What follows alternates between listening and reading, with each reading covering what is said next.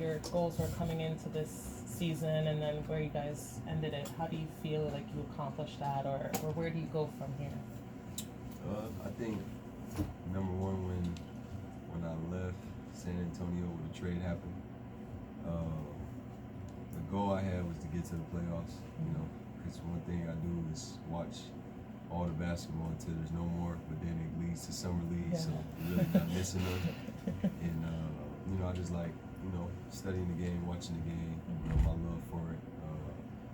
And I was on my couch the last 2-3 years, you know, watching the playoffs, and you know, my boys used to always see how mad I was because I'm like, I just got to be a part of it. You know, I just want that experience.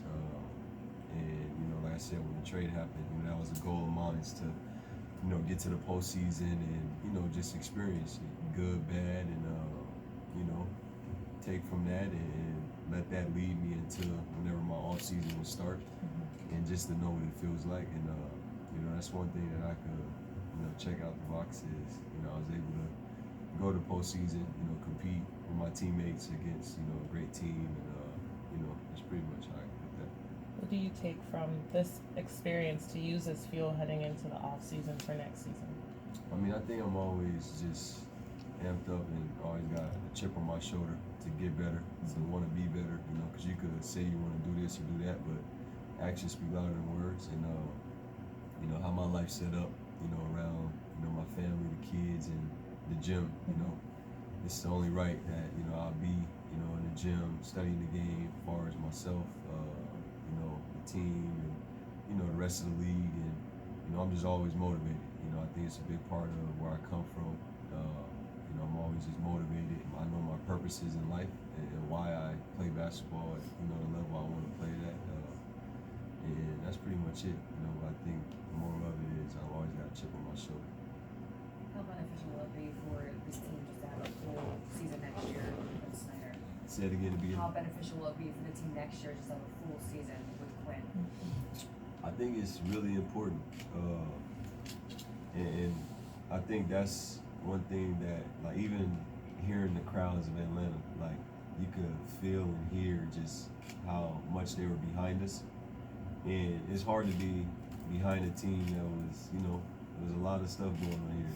You know what I mean? From just me getting traded here all the way to now, there was a lot, you know, from front office to coaches changes that's rare, you know, to happen in season, you know, after All-Star, to, you know, Quinn coming slowly but surely putting in his system during the year. It was kind of like we was in training camp for our practices. So, you know, that's not easy, you know, practicing, having training camp, then playing, you know, Miami or Charlotte, whoever the next day is not easy. And just how we dealt with everything, you know, it's a credit to, you know, everybody's character, everybody's, you know, willingness to want to get better, and the buy-in to, you know, with Quinn, a new coach, a new guy coming in telling you what to do. It's not easy, but everybody bought into that. So for me personally, you know, I just look forward to continue to get to know him, but also I know that it's everybody here will be able to benefit from, you know, getting a bunch of practices and, you know, everything for 4 years. John spoke about last night about how it doesn't happen overnight. You know, as much as you have that win now mentality, sometimes it takes time for things to mesh. As a competitor, you know, is it hard to have that patience, or kind of how do you kind of go through that mental process? I mean, when you're a competitor, of course it's hard, you know.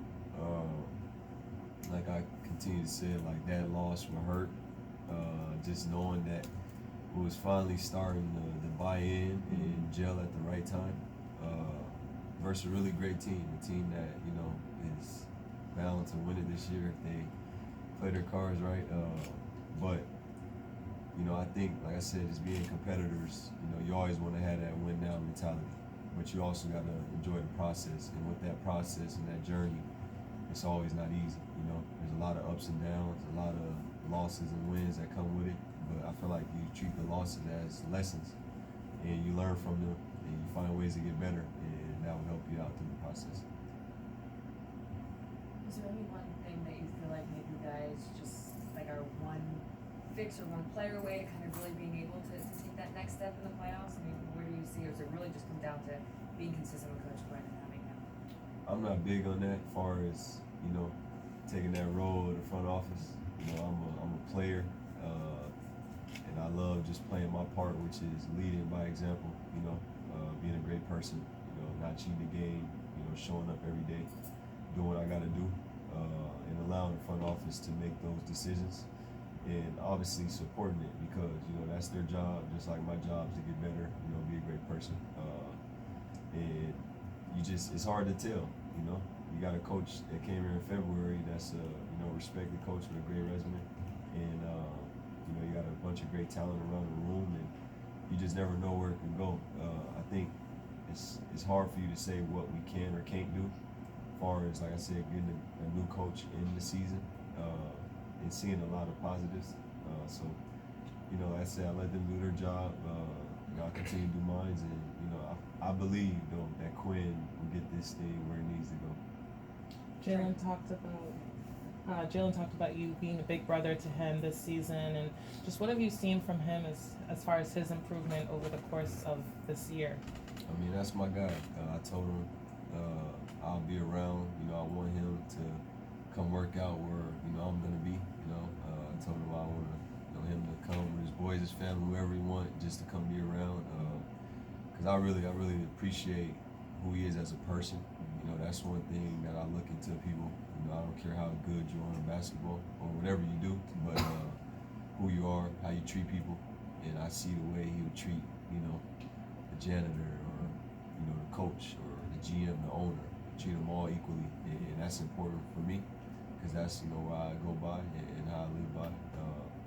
You know, but for him, I see a great person and a guy with a great work ethic.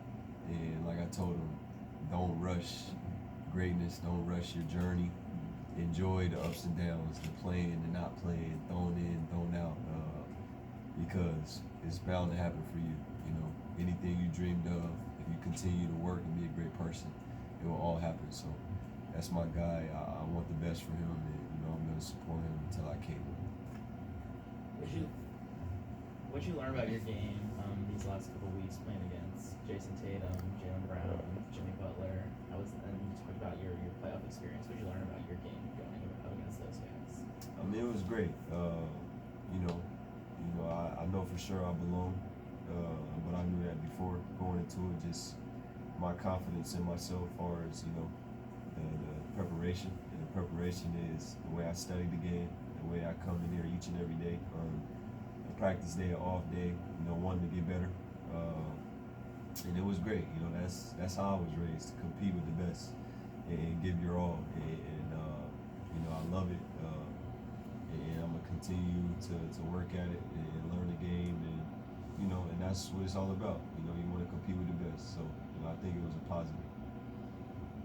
You touched on the fans a little bit, but first full season as an Atlanta Hawks player. Last night was probably the loudest I've heard State Farm Radio in a while.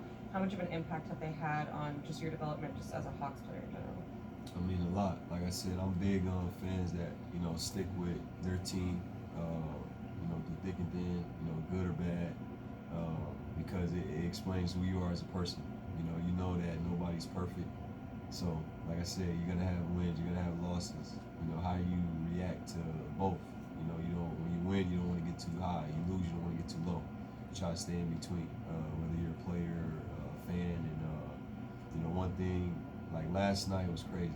Like I was locked in the moment, but it kind of like gave me chills. You know how loud they were, and just to see them support their team, want their team to win that badly, it speaks a lot.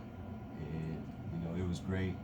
I love the city. I love the fans. You know, and that's pretty much what I can say about it. We talked to Onyeka about his three-point shooting a little bit. Would you say he's on his way to becoming a three-point shooter? He got a long way to go. He got to get his attempts right. But he's a hard worker. You know, that's another guy I can speak on. You know, about being a brother. You know, we built a really great relationship. Somebody I speak to every day. We text, randomly FaceTime, and you know, just the smile that we bring each other. And that's another guy like Jalen. Like I want to see him be great because I know O's a great person. And he works hard. He wants to be pushed. He wants to learn and do anything he can to help the team. and those type of guys are just guys that are, you know, gonna have great careers, you know, because they want the best for others more than themselves. So he'll get it down. He'll get it down pat. How much did you? plans to work with Trey this offseason and then be able to kind of continue to work with that unit? I mean, for sure. You know, we will speak a lot like we did coming into this. Obviously, it was new, but you know, that's one thing that we've always done. You know, we always communicate. You know, behind closed doors, whether it's randomly calling each other or, you know, texting. So for sure, I'll see him. And that's that. How much of a cultural shift did you maybe observe from when you guys started the season to how you guys ended it?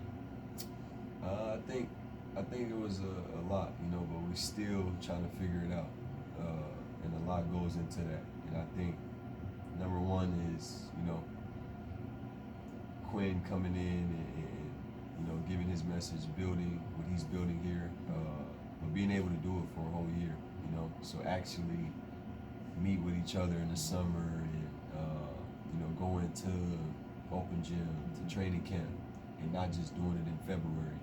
So, you know, I think it's in the right direction, but it's a long ways away. But we're on the right road, you know, to that. And you know, I definitely see it. Like I said, the best days are ahead. You know, just not just for the Atlanta Hawks, but you know, the whole Atlanta, Georgia. You know, that supports you know, the Hawks.